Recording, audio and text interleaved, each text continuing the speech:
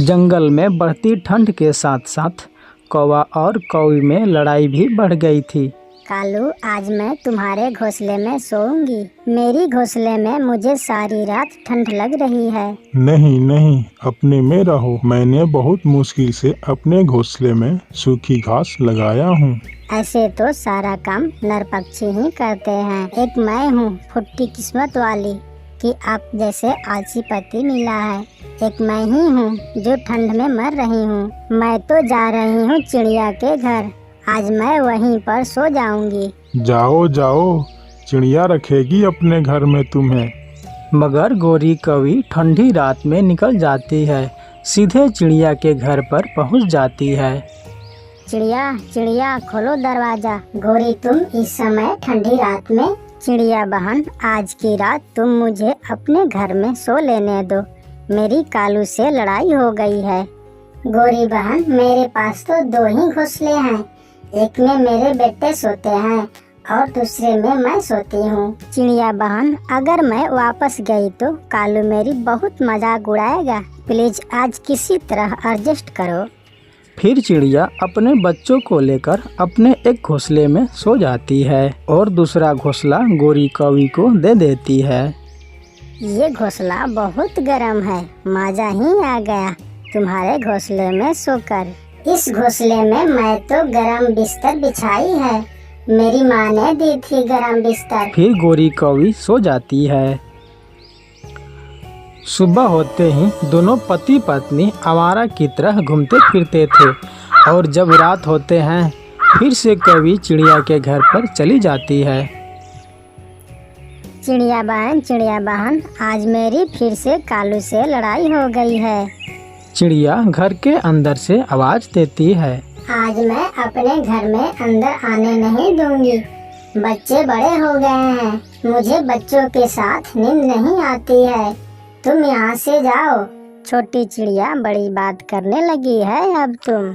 इतना कहकर फिर गुस्से में गोरी कौवी वहाँ से चली जाती है।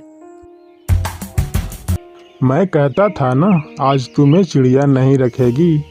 तुम्हें आज बड़ा बात आ रहा है। सो जाओ चुप करके।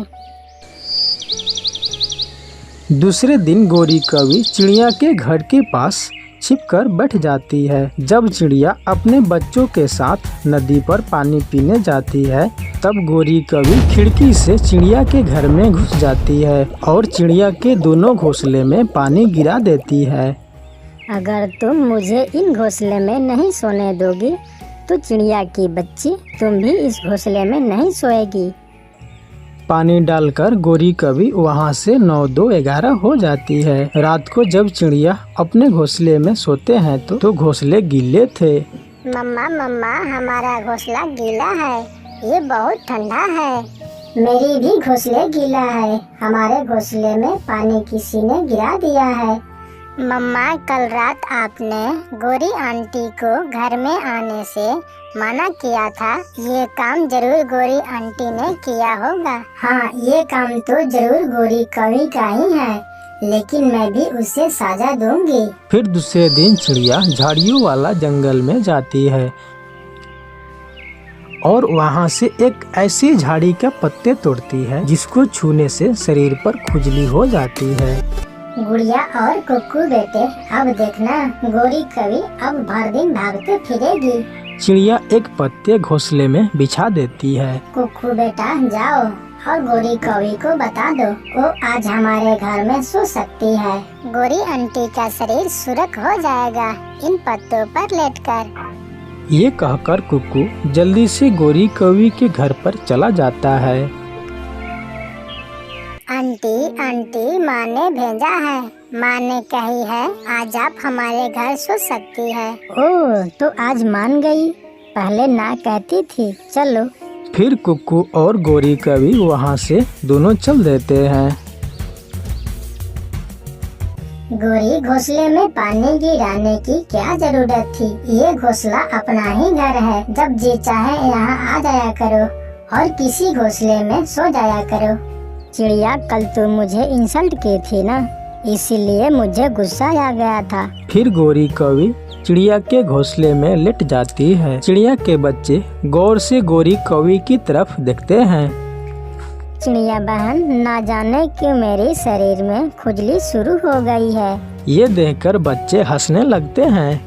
बचाओ बचाओ चिड़िया, मेरे शरीर पर बहुत खुजली हो रही है। गौरी कभी इधर उधर उड़ती हुई घर से बाहर निकल जाती है। कभी कभी इधर कभी उधर पेड़ से टकराती है। मर गई। उस चिड़िया ने घोंसले में ना जाने क्या रखी हुई थी। ठंडे पानी में नहाओ गौरी, फिर ही तुम ठीक होगी। फिर गौरी कभी ठंडी ठंडी रात में नदी के ठंडे पानी में कूद जाती है। तब जाके उससे खुजली कम होती है, मगर बाकी का रात अपने घर में ही ठिठुर कर गुजारती है। उसे छोटी चिड़िया मत समझो, वो बहुत सियानी चिड़िया है। तो देखा दोस्तों, ऐसे गौरी कवि को सजा मिलती है। तो मेरे प्यारे दोस्तों, ये कहानी अच्छा लगा हो तो वीडियो को लाइक और चैनल को सब्सक्राइब कर दीजिएगा, क्योंकि बहुत मेहनत लगती है कहानी बनाने में।